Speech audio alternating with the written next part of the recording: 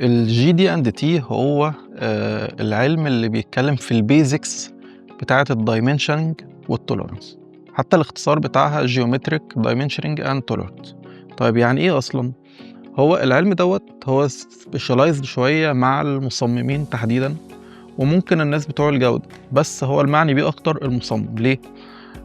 لان هو علم بيتناول ان انا ازاي وانا بصمم اجزاء اكون ظابط الفيتنج ما بين الاجزاء وبعضها، ازاي اقدر احط تجاوز على كل جزء، لان طبعا احنا عارفين ان احنا لما بنيجي نصنع حاجه اي جزء بنصنعه انا حاطط له بعد معين سي ان هو اكس مثلا، فالبرودكت اللي هيطلع بعد ما اعمله عمليه التصنيع واقيسه عمره ما بيطلع بنسبه 100% البعد بتاعه اكس، هو بيطلع اكس ممكن بلس 1/10 ملي 2/10 او بالماينس. فالعلم ده بيتناول ان انا ازاي احط التوليرانس ده. الموضوع مش هباء، يعني مش اي رقم بحطه، هو بيبقى ليه برنسبلز في الحته دي. وبرضه في ناس كتير مفكره ان الجي دي ان تي هي التوليرانس بس، لا. احنا عندنا اصلا 3 حاجات اساسيه في ناس كتير قوي بتتلخبط فيها، اللي هو التوليرانس والفيتنج والالاونس. في ناس مفكره ان ال3 حاجه واحده، بس هما مش حاجه واحده. التوليرانس انا بتكلم على جزء معين في ايدي، الجزء لما اصنعه هيبقى ليه تجاوز معين، ممكن يزيد عن البعد اللي انا عاوزه 1/10 2/10 ايا كان، او يقله. ده التوليرانس بس. ولكن الفيت او الفيتنج ده هو العلاقه ما بين كل جزئين متجمعين مع بعض.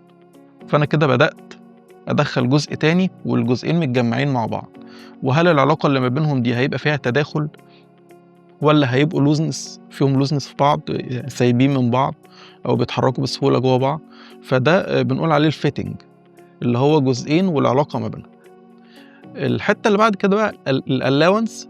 الالاونس اللي احنا بنقول عليه السماحيه، اللي هو الاختلاف المقصود اللي انا قصده ما بين الجزئين، انا عايز اسيب مسافه بينهم قد ايه عشان اقدر اصممهم مع بعض ويشتغلوا لفترات معينه. وخلي بالك الحته دي مهمه جدا لكل المهندسين، لان ده اللي بيفرق شركه عن شركه. يعني لما نيجي مثلا نتكلم عن شركه زي تويوتا، هي ليه تويوتا دايما معروفه ان السيارات اللي بتنتجها معمره وبتمشي بالمليون كيلومتر والحاجات دي كلها؟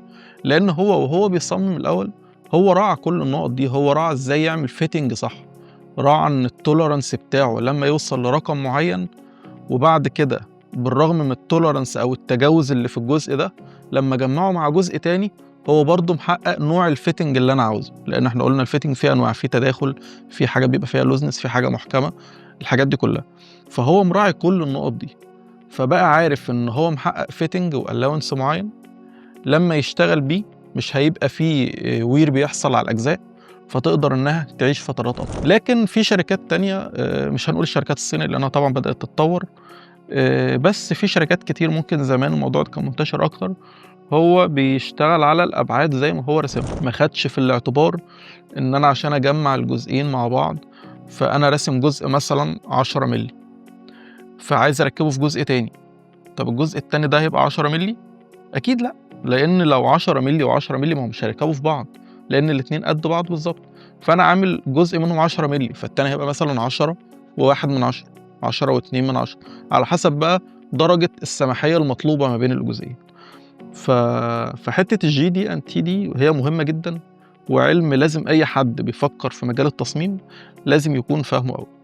وفي حتة كمان كده اضافية في الجي دي ان تي اللي هي الرموز، السيمبلز.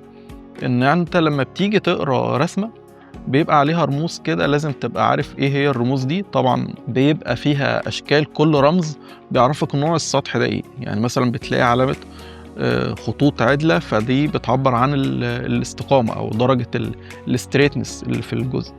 بتلاقي مثلا علامة دايرتين جوه بعض، فدي بيقولك إن كده الجزئين دول كونسنتريك مع بعض. فبيبدأ يحط لك رموز كده في الرسومات عشان يعرفك طبيعة العلاقة في الرسمة دي إيه، من غير ما يشرح لك أو من غير الكلام مكتوب يعني. فدي برضو جزء أو حتة من الجي دي ان تي. فأتمنى إن أي حد يحب يشتغل في مجال التصميم يكون فاهم الحته دي، او المهندسين بشكل عام، لانها حته مفيده جدا وبتفرق في النو هاو بتاعه المهندس يعني. يا ريت بقى الناس يقولوا لنا هل هم كانوا عارفين حته الجي دي ان تي دي ولا أول مرة يسمعوا عنها؟ يا ريت الناس تعرفنا في الكومنتات كده هل كانوا عارفينها ولا لأ. شكرا.